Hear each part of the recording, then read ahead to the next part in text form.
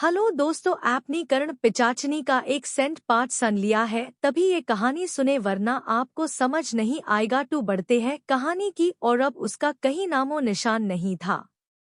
वो सिर से लेकर पांव तक अजंता की मूरत लग रही थी, जिसकी खूबसूरती पर कोई भी मोह जाए।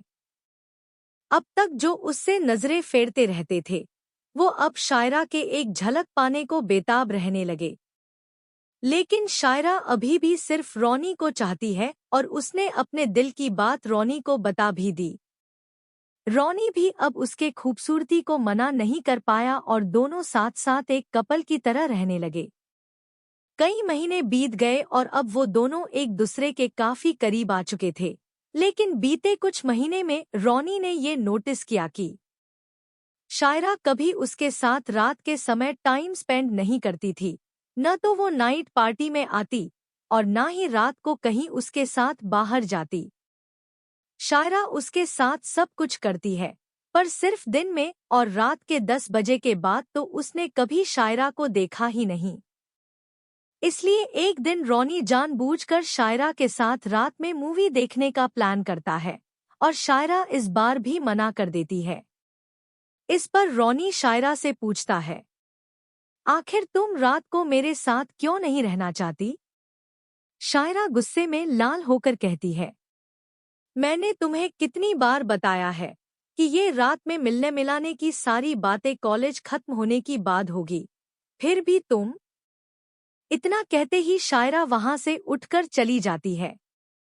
रोनी को शायरा का इस तरह से गुस्सा करना बहुत ही अजीब लगता है, इतना कि उसके सिर से पसीना टपकने लगता है।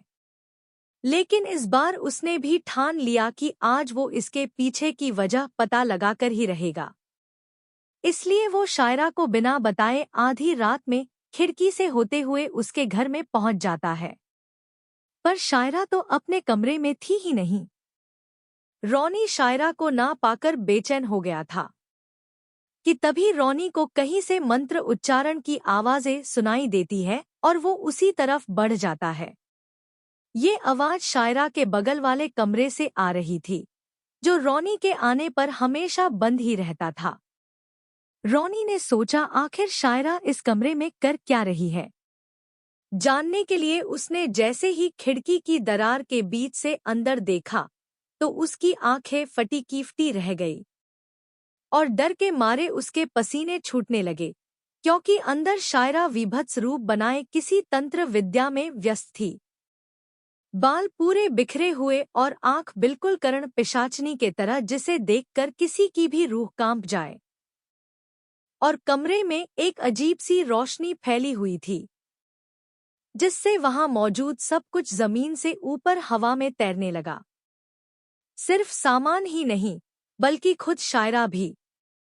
ये सब कुछ रोनी के समझ से परे था, इसलिए वह वहां से उल्टे पांव भाग गया और जाते जाते हड़बड़ी में एक फूल का गमला भी गिरा गया। रोनी तो भाग निकला था, पर गमले टूटने के वजह से शायरा की साधना टूट जाती है, जिससे उसके शरीर के अंदर से कर्ण पिशाचिनी चीखते हुए बाहर निकल गई। मेरे महीनों की तपस्या को भंग कर दिया इस रोनी ने, मैं उसे जिंदा नहीं छोड़ूंगी। शायरा को कुछ समझ नहीं आता है, पर वो इतना समझ गई थी कि जिस दौरान कर्ण पिशाचिनी उसके शरीर में वास कर भविष्य देखने की शक्ति की सिद्धि हासिल कर रही थी, उस दौरान किसी ने उसका ध्यान भंग कर दिया और वह रोनी था। कर्ण पिशाचिनी ने उसे सब कुछ देने के बदले के शर्त में उससे उसका शरीर मांगा था, जिसमें वास कर वो अपनी साधना कर सके। लेकिन साधना भंग हो जाने की वजह से वह अब रोनी के खून की प्यासी बन गई, क्योंकि अब उसे इस सिद्धि को वापस से करने में पूरे 1 साल लगेंगे। शायरा कर्ण पिशाचिनी के क्रोध को देख गिड़गिड़ाते हुए बोली, रोनी मेरा प्यार है, मैं तुम्हारे आगे हाथ जोड़ती हूँ। उसे छोड़ दे, बदले में मैं कुछ भी करने को तैयार हूँ। उसकी बात सुन कर्ण पिशाचिनी ने कहा, ठीक है, अगर तुझे बलिदान देने का इतना ही शौक है तो जा, मैं तुझे श्राप देती हूँ। अगले 11 महीने तक हर रात तुझे एक नए मर्द के साथ संभोग करना होगा। नहीं तो तेरे प्यार की अर्थ ही उठ जाएगी। ये कहते ही करण पिशाचनी वहां से चली गई। ये सुन शायरा भी फुट-फुट कर रोने लगी।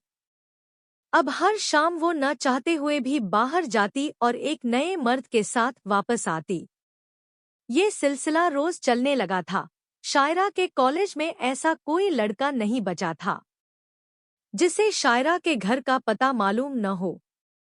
एक शाम मुझे भी शायरा का कॉल आया और उसके मुझे डिनर पर अपने घर बुलाया। डिनर के बाद उसने शर्म भरे नजर से मुझसे संभोग करने की बात कही। मेरा तो दिमाग घूम गया। पहले तो मैं गुस्सा हो गया, पर उसे फूट फूट कर रोता देख मेरा दिल पिघलने लगा। इसलिए मैंने उसे संभाला और उससे बात की। फिर उसने मुझे वो सब बताया जो उसके साथ घट रहा था। उसने ये भी बताया कि रॉनी उससे ब्रेकअप कर चुका है, क्योंकि शायरा उसे कोई काला जादू करने वाली लगती है। पर आज भी शायरा सिर्फ उसके जान की सलामती के लिए हर रात खुद को नीलाम करती है। और आज मेरी बारी है। जैसे जैसे बात भूत पिशाच की होने लगी तो मैं उसकी सारी बातें रिकॉर्ड करने लगा। वैसे तो मैं शायरा की सारी बातें रिसर्च के लिए रिकॉर्ड कर रहा था, पर मुझे लगा कि रॉनी को भी पता होना चाहिए कि कोई उससे कितना प्यार करता है। इसलिए मैंने उसे ये रिकॉर्डिंग भेज दी और बिना उसके साथ कुछ किए वहां से निकलने लगा। जाते जाते मैंने शायरा से कहा, घबराओ मत, हिम्मत रखो, तुम जितना डरोगी वो तुम्हें उतना ही डराएगी। तुमने जहां से ये सब शुरू किया उसे एक बार फिर से खंगालो, कुछ न कुछ जरूर मिलेगा। मैं उसकी कोई मदद नहीं कर सकता था और ना ही मैं उसके मजबूरी का फायदा उठाना चाह रहा था। इसलिए मुझे वहां से निकल जाना ही ठीक लगा। मेरे जाने के बाद शायरा ने कर्ण पिशाचनी की सिद्धि वाली किताब निकाली और उसे पढ़ने लगी।